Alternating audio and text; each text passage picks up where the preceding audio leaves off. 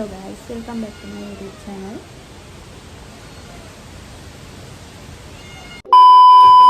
Hello guys, welcome back to my YouTube channel.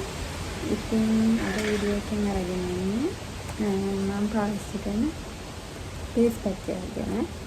ඒක මම කොහොමද හදාගන්නේ, කොහොමද ගන්නේ, ඒ ගැන විස්තර ටිකක් තමයි අරගෙන ආවේ. ඉතින් අපි මුලින්ම හදාගෙන යමු. ඉතින් අපිට මේ පැක් එක හදාගන්න පොඩි දේවල් කීපයක් අවශ්‍ය වෙනවා. මම මේ මුලින්ම දාගන්න කස්තුරි කහ. මම මෙතන තේ හැඳි 1.5ක් විතර දාගන්නවා. මම මේ පැක් එක හදන්නේ. ඉතින් මේක ගන්න පුළුවන් විදියට. ඉතින් ඊට පස්සේ මේ දාගන්නේ විනිගරකට කුඩු. ඒකත් තේ හැඳි 1.5ක්ම දාගන්නවා.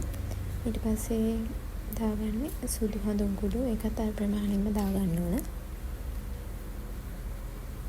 ඊට පස්සේ මේ පැක් එකට දාන්න ඕන අත්‍යවශ්‍යම දේ තමයි කඩල පිටි. ඒකෙනුත් මම තේ හැඳි 2ක් දාගත්තා. අනිත් දාපුවට සාපේක්ෂව පොඩ්ඩක් වැඩිපුර මේක කඩල පිටියකින් දාගත්තා.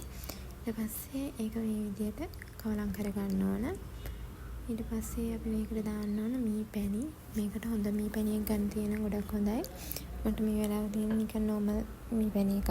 ඒක බවුලක් නැහැ. මම ඒක දාගන්නවා. ඒකෙනුත් තේ හැඳි කාලක් භාගයක් විතර දාගන්න. ඊට පස්සේ ඒකත් දාලා හොඳට මිශ්‍ර කරගන්න ඕන.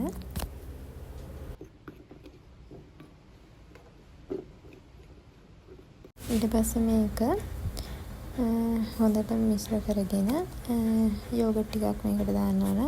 ගොඩක් මේකට දාන්න ඕනේ යෝගට්. මොකද මේක ගොඩක් දියාරුවට නැතුව ඝන විදියටත් නැතුව සාමාන්‍ය මූණේ පැකයක් ගන්න පුළුවන් විදියට තමයි මේක තියෙන්න ඕන. ඒක එනකන් අපි හදා ගන්න ඕන මිශ්‍ර කර. ඒකෙදි ඉතින් අපි යෝගට් පොඩ දාලා මුලින් ගන්නට හදා ගන්න ඕන. මදිනෝදින් පස්සේ දාලා මේක හොඳට අවශ්‍ය ගන්නට හදා ගන්න ඕන. මම අන්තිමට පෙන්නන්නම් මේක කොයි විදියටද තියෙන්න ඕන කියලා. ඉතින් අපි යෝගට් දාලා මේ විදියට හොඳට මිශ්‍ර කරගමු.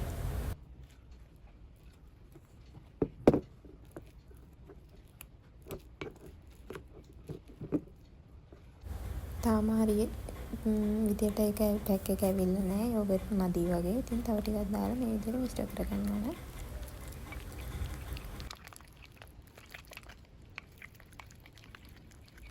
දැන් නම් පැක් එක හරිය අවශ්‍ය ගානට තියෙනවා.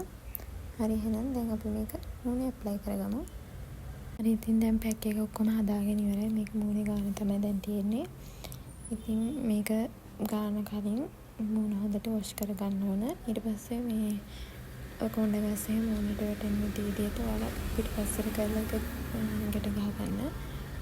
කොණ්ඩ ගැවුනොත් කොණ්ඩේ යවන්නත් බෑ, යවන්නත් තමයි. ඊට පස්සේ කොණ්ඩේ ගැට යන්නත් පුළුවන්. ඒක නිසා හොඳට පිටිපස්සට කරලා බැඳලා මේක ඇප්ලයි කරන්න. මම මේ අර යෝගට් එකේ හැන්ද තියෙන එක තමයි ගාන්නේ. ඒක මීට වැඩිය ලේසි මේක අතින් ගාලා මේක කරන එක. මම ඊට පස්සේ අතින් තමයි මේක ඇප්ලයි කරේ. ගොඩක් වෙලාවට මම අතින් තමයි මේක ගාන්නේ. අපි ඉතින් මේක ගාගමු හොඳට.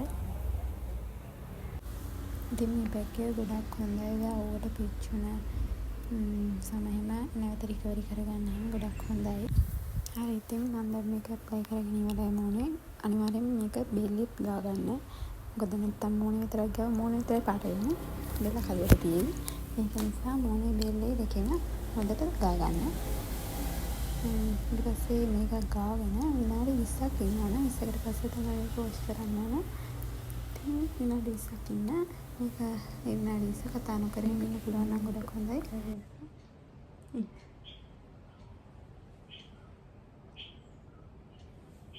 හරි ඉතින් මේ හරියට විනාඩි 20කට පස්සේ දැන් පැක් එක මූණට හොඳට මේ හයි වෙලා තියෙන්නේ.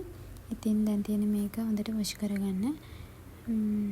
ඉතින් අපි මේක වොෂ් කරගමු දැන්. දැන් මේ වොෂ් කරාට පස්සේ මූණ තියෙන විදිය පේනවනේ. අර තිබ්බ ඩල් ගතිය හැම ගිහිල්ලා ලස්සන කලර් එකක් මූණට ඇවිල්ලා තියෙනවා. ඉතින් මේක ඔයාලත් පාවිච්චි කරලා බලන්න. පාවිච්චි කරන අය ඉන්නවනම් ඔයාලගේ රිසල්ට් එහෙම කියාගෙන යන්න අනිත් අයටත් බලන්න. ඉතින් එහෙනම් මේ වීඩියෝ එක මෙතනින් ඉවර කරනවා. බලමු හැමෝටම thank you. ආයි වීඩියෝ එකකින් හමු වෙමු. bye.